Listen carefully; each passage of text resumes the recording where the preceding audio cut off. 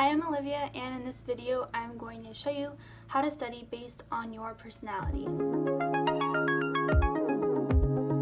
So recently I was talking with a couple of my friends just on my academic progress, and they were asking how I did it, what did I do to get a good GPA. I guess as background information, I do have a 3.99 GPA. I'm graduating college 1 year early, and I'm starting my third internship in college, so I think I do have some insight into what works best, at least for me. On another note, I love personalities and I love knowing what my personality is and finding out others and how they think and act, so I can give some insight not only to what I do, but what I think you could do personally to make yourself more successful, whatever you need to study for.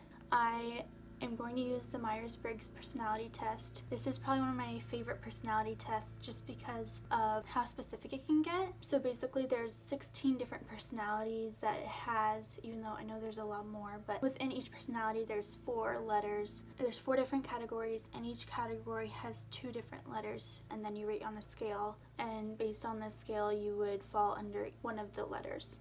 So to break it down, the 4 different categories are introverted versus extroverted, or E versus I, sensing versus intuition, or S versus N, thinking versus feeling, which is T versus F, and judging versus perceiving, which is J versus P. So I'll go through what each of those mean, and then after that I can explain what the best studying tips would be. So introverted versus extroverted, or E versus I, means how you get your energy from. For me, I am an introvert, so I get my energy from being by myself. I do enjoy socializing, which is a big misconception with introverts. I love to socialize, but I can only socialize for so long and then I get really exhausted. You can tell whenever I'm exhausted by I kind of shut off and I just can't really socialize anymore. I'm really not interesting to talk to whenever I get exhausted. If you're an extrovert, that means you gather energy from being around people, and being by yourself too long gets really boring and exhausting. Your alone battery dies, whereas an introverted social battery dies. For sensing versus intuition, this explains how practical or visionary someone is.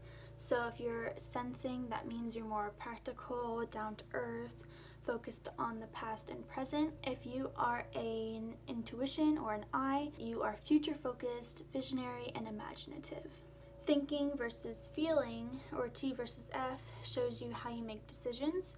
So if you're thinking, then you make decisions purely based off of facts and you try and be as unbiased as you can. If you are an F, that means you make decisions based off of other people's perspectives and you're more communicative in that way. You also base your decisions off of your own moral compass. The last category is judging versus perceiving, or J versus P, and this is kind of telling you how you organize your life. So if you are J for judging, then you love schedules and organizing and just setting up routines. If you are a P, then you like to fly by the seat of your pants. You don't like to make schedules. You like to have your options open. That kind of gives you an overview of all the different categories.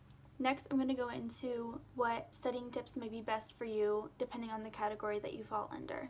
So to start out, we're going to start with introvert. This might be good for introverts studying in general because studying is usually by yourself. So I would just kind of use your studying as a way to rejuvenate, if that makes sense. What I do is I kind of make my own space that I really enjoy. I'll make myself a cup of tea, I'll turn on twinkly lights and just kind of make a day out of it. I'm usually with other people a lot at work and in my classes, so I kind of use studying as a time to be by myself and kind of recharge. I would suggest creating your own little haven and then use studying as a way to be by yourself.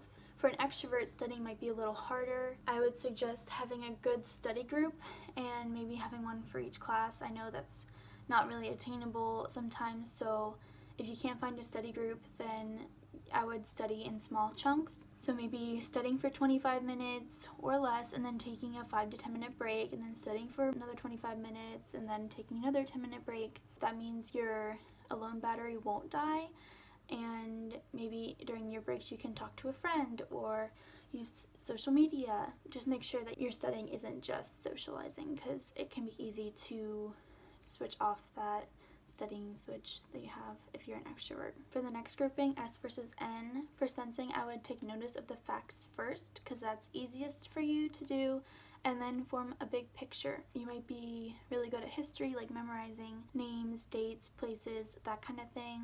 So I would take note of that and study that, and then use that to form a big picture, which might be harder for you. I think also it might be good for you to notice how you're succeeding in the past and present, and then use that to make a future plan, because planning for the future isn't stuff you usually do. You're more of a past versus present kind of person, so maybe taking stock of the past and present to help form the future might be good for you to practice. For N, for intuition, use your imagination while you're studying, which is a lot of what I do to help memorize. If you're an N, then you are good at seeing the big picture and everything, so facts aren't your strong suit, and that's okay. I would just use your imagination to memorize them. So what I like to do is create memory triggers that apply to my personal life and that I can really see what's happening. And I don't know why, but I memorize facts like that if I do it that way. Another thing is using mnemonic devices to help you memorize, and even drawing pictures on your notes can help you memorize facts fast. For T versus F, or thinking versus feeling, for thinking, I would use logic to your advantage. Traditional methods of studying probably work best for you.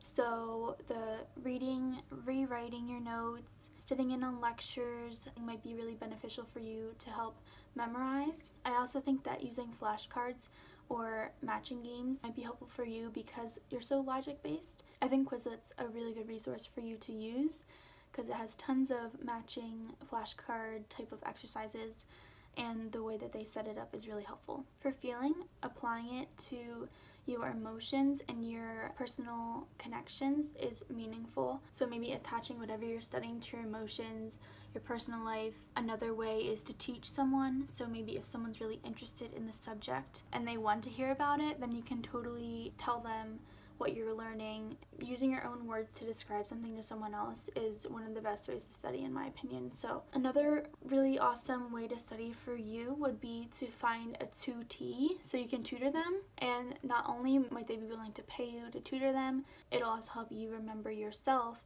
and it'll give you almost more pressure to perform and know the material, so then because you're kind of responsible for their grades if you're tutoring them. I did that for several of my classes. I could review the material before, I could go over all the material with them, and then they would ask me questions, I would respond to them, I would ask them questions. So just having that one-on-one time with someone else totally focused to studying for an exam is really helpful for you. So the last category, J versus P, I think if you are in the judging category, I would suggest looking up scheduling for studying. I'm sure thousands of things will come up for you about how all these girls use their Erin Condren planners to schedule everything out and color code everything. Some of them are just really in depth. If you love that, then go for it. I am a J, but one thing that I do need to be cautious of is how much time that takes to schedule. I'm not sure how these girls do it, but I definitely have to be careful of using too much time to schedule, if that makes sense. So perceiving people out there might not get that, but it's easy to schedule and plan out every single part of your life and then not have any time to actually do what you wanted to do. I do color code everything. I have different colored pens and highlighters, and I make lists a lot, but I don't really have time to fully schedule every little thing out, and sometimes it's nice to not have every little thing scheduled out. So that would be my suggestions for J. For perceiving people, you P's out there, I would embrace your non-expectations, because I think there's a misconception out there for studying that you need to know what you're going to be doing. It's okay to just block out a time, which might be hard for you, but I would suggest blocking out a time, going to the library so it makes you be in the environment for studying, and then just studying whatever you want to study. It's okay to not have a to-do list. It's okay to not have everything listed out. As long as you can keep track of everything and what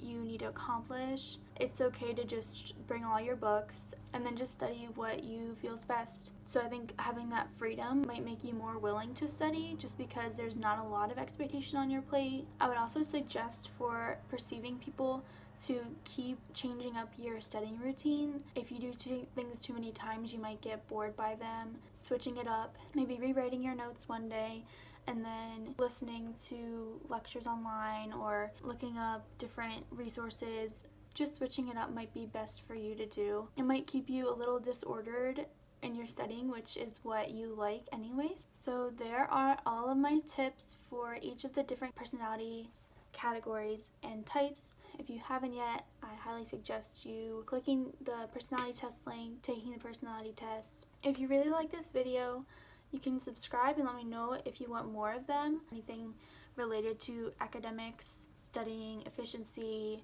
internships, interviews, just let me know and I can definitely get some stuff together. Thanks for watching.